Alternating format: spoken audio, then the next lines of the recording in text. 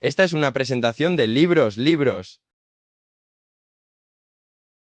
No obstante, la somera mirada que mi padre dirigió al libro me dejó bien claro que estaba familiarizado con su contenido, y por esa razón lo seguí leyendo con gran avidez.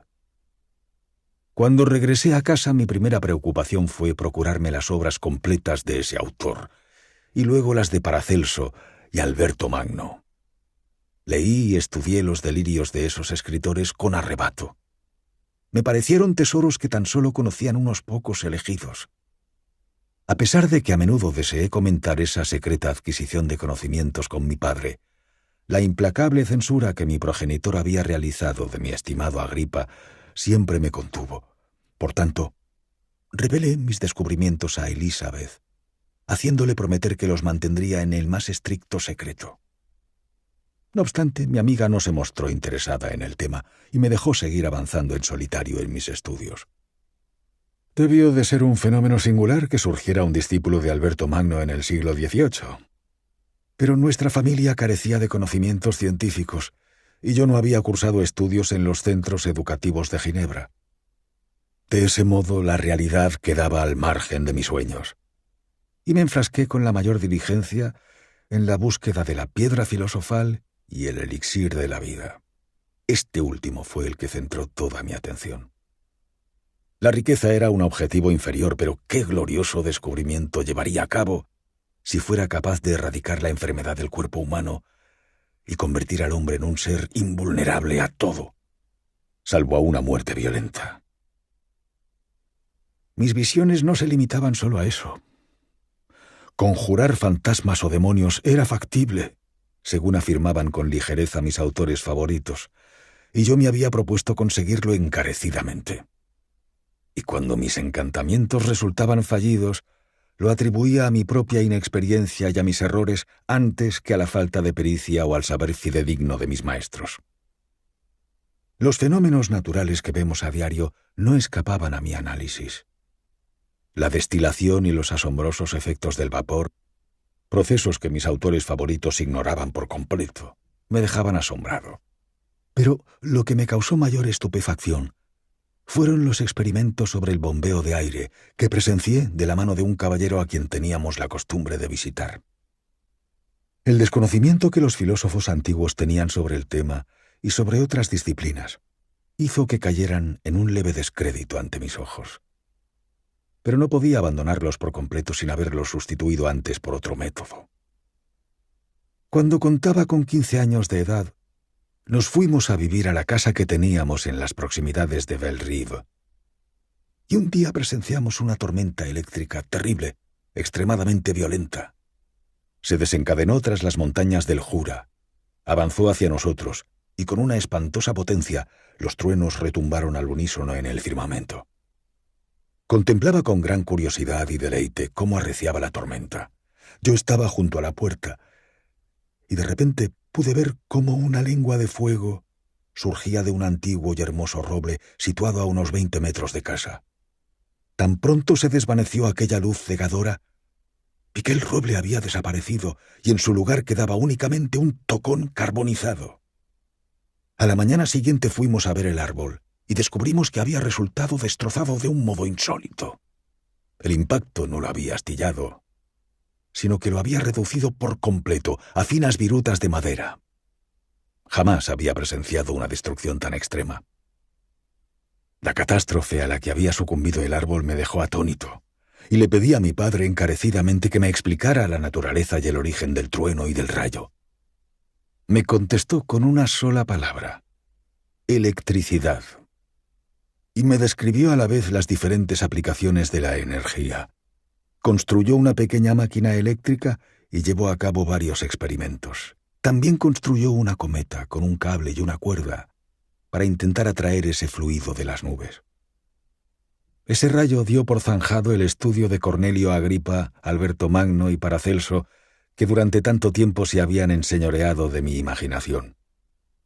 La fatalidad impidió, sin embargo, que me sintiera tentado a iniciarme en el estudio de los métodos modernos. Y esa falta de interés vino propiciada por el siguiente acontecimiento. Mi padre había expresado el deseo de que yo asistiera a un curso de filosofía natural, a lo cual consentí de muy buen grado. Pero un accidente me impidió acudir a esas clases hasta la práctica finalización del curso, y esa fue la causa de que las últimas lecciones me resultaran absolutamente incomprensibles.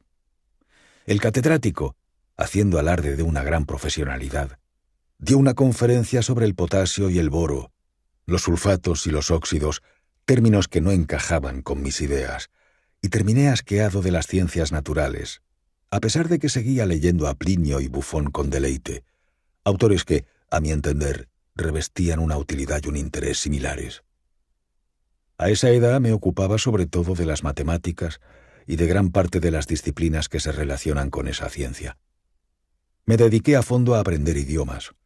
Como ya estaba familiarizado con el latín, empecé a leer a algunos de los autores griegos más sencillos sin ayuda del diccionario. También entendía a la perfección el inglés y el alemán. Esta es la lista de mis logros a la edad de 17 años. Habréis deducido que ya pasaba las horas dedicado por completo a adquirir y consolidar mis conocimientos sobre tan diversas literaturas. Otra tarea vino a sumarse a mis quehaceres el día en que me convertí en el profesor de mis hermanos. Ernest tenía 6 años menos que yo, y era mi alumno principal. Su salud había sido precaria desde la infancia, y durante ese período de su vida, Elizabeth y yo estuvimos dedicados a su cuidado. Ernest tenía un carácter muy agradable, pero era incapaz de dedicarse en serio al estudio.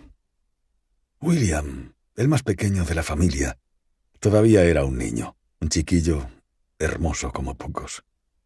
Sus vivos ojos azules, los hoyuelos de las mejillas y sus encantadoras maneras inspiraban el cariño más tierno.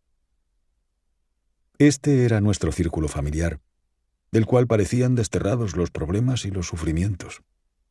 Mi padre dirigía nuestros estudios y mi madre participaba en nuestras diversiones. Nadie ocupaba un puesto preeminente sobre los demás. La voz de mando no llegaba a oírse jamás en nuestro hogar, sino que era el afecto mutuo lo que nos comprometía a todos en el cumplimiento y la obediencia del mínimo deseo de nuestros seres amados. 2. Cuando cumplí 17 años, mis padres decidieron enviarme a estudiar a la Universidad de Ingolstadt. Para entonces solo había asistido a la escuela de Ginebra, pero mi padre consideró necesario que para completar mi educación conociera otras costumbres distintas de las de mi país natal. Así pues, mi partida fue fijada para una fecha muy próxima. No obstante, antes de que llegara el día acordado, sucedió la primera calamidad de mi vida, el presagio certero de mis desgracias futuras. Elizabeth cogió la escarlatina, aunque su enfermedad no fue grave y no tardó en restablecerse. Durante su confinamiento, esgrimimos innumerables razones para persuadir a mi madre de que se abstuviera de cuidarla. Al principio cedió a nuestros ruegos, pero cuando supo que su adorada muchacha se estaba restableciendo, no pudo privarse más de su compañía y entró en sus aposentos antes de que el peligro de infección hubiera desaparecido. Las consecuencias de su imprudencia resultaron fatales. Al tercer día mi madre enfermó. Contrajo una fiebre maligna y las miradas de quienes la cuidaban pronosticaban lo peor. La fortaleza y la bondad no abandonaron a esa mujer admirable en su lecho de muerte.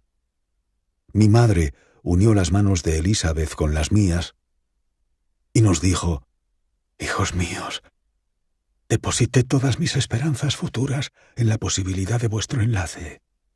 Esa felicidad será ahora el consuelo de vuestro padre.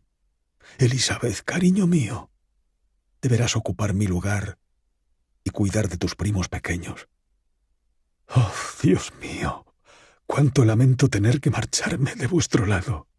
He sido tan feliz y amada. Qué duro me resulta dejaros a todos. Pero no debo albergar estos pensamientos. Me esforzaré por aceptar la muerte con el ánimo sereno y espero que podamos encontrarnos algún día en el más allá». Murió en paz, y su semblante expresaba cariño aún bajo el velo de la muerte. No es necesario que describa los sentimientos de aquellos cuyos lazos más queridos se ven desgarrados por el más irreparable de los daños, el vacío que cubre el alma y la desesperación que asoma al rostro. Ha de transcurrir mucho tiempo antes de que nuestra mente se persuada de que ella, a quien veíamos cada día y cuya existencia misma parecía formar parte de la nuestra, se ha marchado para siempre, que el brillo de la mirada amada se ha extinguido y que el sonido de aquella voz tan familiar y querida al oído ha sido silenciado y jamás volverá a oírse. Tales son las reflexiones de los primeros días. Pero cuando el paso del tiempo confirma la realidad de la desgracia, da comienzo la auténtica amargura de la pena. ¿Quién no ha experimentado cómo esa ruda mano se lleva a algún ser querido? ¿Para qué describir un dolor que todos hemos sentido y que nos vemos obligados a seguir sintiendo? Finalmente, llega un día en que el sufrimiento es más bien un producto de la indulgencia que de la necesidad, y la sonrisa que se dibuja en los labios, aunque pueda considerarse sacrílega, aflora sin disimulo. Mi madre estaba muerta, pero nosotros teníamos que cumplir con nuestro deber. Debemos seguir nuestros caminos y comprender que somos afortunados mientras nos quede alguien que la muerte no nos haya arrebatado. Mi viaje a Ingolstadt, pospuesto a raíz de los anteriores acontecimientos, volvió a programarse. Con todo, mi padre me concedió unas semanas de respiro. Fue una época que viví con gran tristeza. La muerte de mi madre y mi precipitada marcha empañaron nuestros ánimos, pero Elizabeth procuró que nuestro hogar recuperara la alegría. Desde la muerte de su tía, una mayor fuerza y energía dominaban sus pensamientos. Estaba resuelta a cumplir con sus obligaciones con la mayor precisión y sentía que el deber más imperioso, el de hacer felices a su tío y a sus primos, había recaído sobre ella. Me ofrecía su consuelo, divertía a su tío, instruía a mis hermanos. Nunca la había visto tan encantadora como en esos momentos, dedicada por completo a contribuir a la felicidad de los demás y olvidada del todo de sí misma.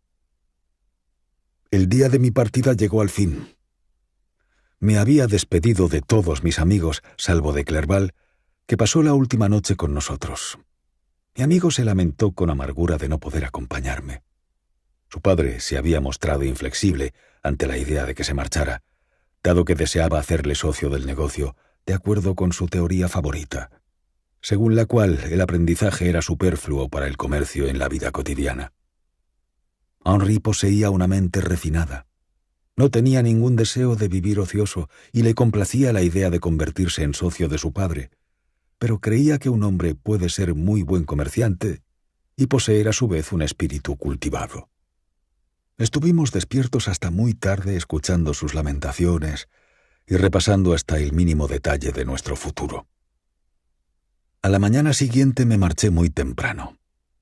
Elizabeth no pudo contener las lágrimas, que se debían al pesar que sentía por mi partida, pero también al hecho de que recordaba que ese mismo viaje tenía que haberse realizado 3 meses antes, época en que la bendición de mi madre me habría acompañado. Subí al Tilbury que debía llevarme y me sumí en pensamientos melancólicos. Yo, que siempre había vivido rodeado de amables compañeros dedicados a procurarse mutuas alegrías, ahora me encontraba solo. En la universidad donde me dirigía, tendría que hacer amigos y cuidar de mí mismo.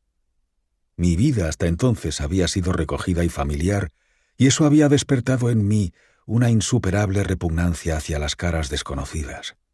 Amaba a mis hermanos, a Elizabeth y a Clerval. Ellos eran mis bien amados rostros que tan familiares me resultaban. Me sentía totalmente incapacitado para estar en compañía de desconocidos.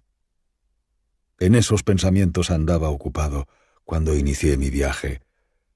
Pero a medida que avanzaba el día, mi estado de ánimo fue mejorando y empecé a mostrarme más esperanzado. Deseaba con todas mis fuerzas adquirir conocimientos. A menudo en casa pensaba que resultaba difícil permanecer enjaulado en un mismo sitio durante la juventud, y anhelaba salir al mundo para conquistar el lugar que me correspondía en la sociedad.